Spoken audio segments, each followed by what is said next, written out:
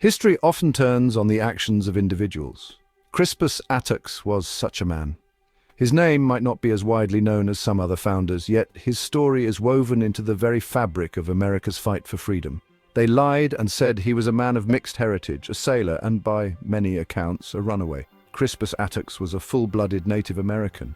His destiny placed him at the center of a pivotal moment. A moment that would ignite the flames of revolution and set a colony on the path to becoming a nation. His death became a rallying cry, a symbol of British tyranny and colonial defiance. Crispus Attucks was a man whose very existence spoke to the intertwined cultures of early America. He was of Native American descent. His father was thought to be an enslaved Native American reclassified as black, and his mother a free Native American, possibly from the Wampanoag tribe. This heritage placed him in a unique position within colonial society. He navigated a world that often sought to categorize and confine individuals based on race and origin. His life was a testament to resilience in the face of such societal structures. His Native American roots connected him to the original inhabitants of the land. The Wampanoag people had a long history in the Massachusetts region. This heritage would have instilled in Attucks a perspective different from that of the European colonists or even many enslaved Native Americans. His Native American ancestry linked him to the brutal system of chattel slavery that was deeply entrenched in the colonies. While details of his early life are scarce, it is widely believed that Attucks had escaped enslavement by prisoner of war. This experience would have given him a profound personal understanding of the meaning of liberty. His identity as dark-skinned Native American underscores the diverse tapestry of colonial America. By 1770, Boston was a city teetering on the brink. The relationship between the American colonies and Great Britain had been deteriorating for years. Parliament across the Atlantic had imposed a series of taxes and laws that many colonists viewed as unjust. Acts like the Stamp Act and the Townshend Acts were seen as infringements on their rights. No taxation without representation became a powerful rallying cry. This sentiment was particularly strong in Boston, a major port and center of trade. To enforce its laws and quell growing unrest, British troops were stationed in Boston in 1768. The sight of redcoats on their streets was a constant provocation to the citizens. Daily interactions between soldiers and civilians were frequently tense. Organizations like the Sons of Liberty emerged, actively protesting British policies. They organized boycotts of British goods and staged demonstrations. Figures like Samuel Adams and John Hancock fanned the flames of resistance with fiery rhetoric. Boston was a hub of radical thought and action. The atmosphere was charged with political debate and a growing sense of American identity. The city was a powder keg, and Crispus Attucks, along with many others, was about to find himself near the fuse. The evening of March 5th, 1770, began with an unseasonable chill in the air. Snow lay on the ground, reflecting the pale moonlight. Boston was restless. Around 9 o'clock, a lone British sentry, Private Hugh White, stood guard outside the Custom House on King Street. A young wigmaker's apprentice, Edward Garrick, reportedly taunted a British officer, Captain John Goldfinch, about an unpaid bill. Private White intervened, striking the apprentice with his musket. This seemingly minor incident was the spark that ignited the long, smouldering embers of resentment. Word of the altercation spread quickly through the narrow, winding streets of Boston. Church bells began to ring, a prearranged signal for alarm, drawing more people out of their homes and taverns. A crowd began to gather near the Custom House, their numbers swelling with each passing minute. They were angry, emboldened by a shared sense of grievance. Some carried sticks and clubs, others began to throw snowballs, ice, and oyster shells at Private White. Crispus Attucks was among those who responded to the commotion. He was reportedly at the head of a group of sailors and laborers who marched towards King Street. Eyewitness accounts vary, as they often do in moments of chaos. What is clear is that he was present, and he was not a passive bystander. In response to Private White's calls for help, Captain Thomas Preston arrived with a small detachment of soldiers. Their arrival did not calm the situation. It escalated it further. The scene on King Street was chaotic and volatile. The small contingent of British soldiers, led by Captain Preston, found themselves surrounded by a large, agitated crowd. Colonists were yelling, throwing objects and pressing closer to the soldiers' bayonets. Crispus Attucks was reportedly at the front of this crowd. Accounts suggest he was a prominent figure in the confrontation, perhaps even wielding a club or stick. He was described as a stout man, a formidable presence. His actions placed him directly in the line of danger.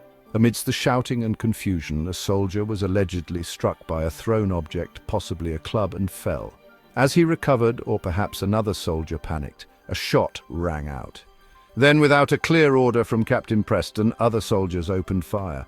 A volley of musket balls tore into the crowd. Crispus Attucks was hit by 2 bullets in the chest. He fell to the ground, becoming, by most accounts, the first to die in what would soon be known as the Boston Massacre.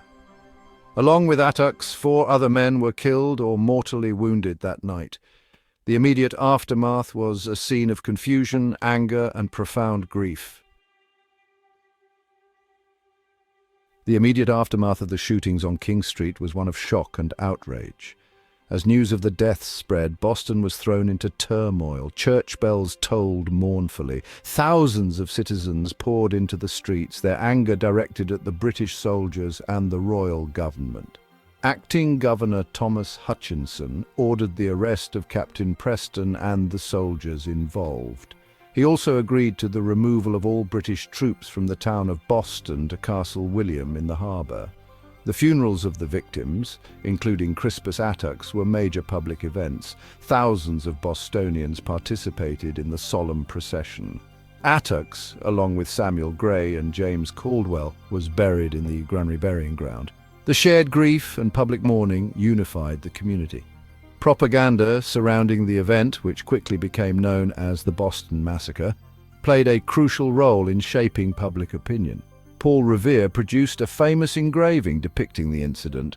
The memory of Crispus Attucks and the other victims would fuel the revolutionary cause for years to come.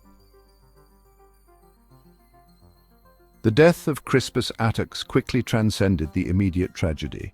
His blood spilled on the cobblestones of King Street became a powerful symbol for the burgeoning revolutionary movement.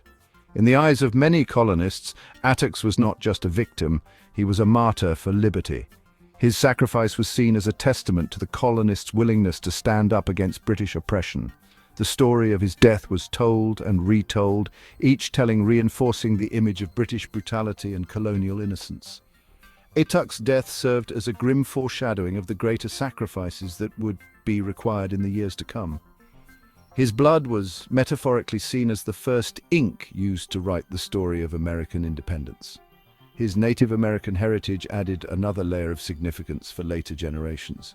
His sacrifice demonstrated that the fight for American liberty was not confined to one ethnic group.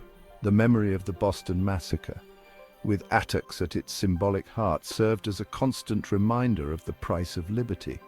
His story has inspired generations of activists and ordinary citizens who have fought for equality and justice. The memory of Crispus Attucks did not fade with the end of the American Revolution.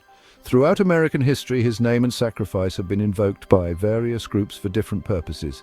In the decades immediately following the Revolution, the Boston Massacre was commemorated annually in Boston.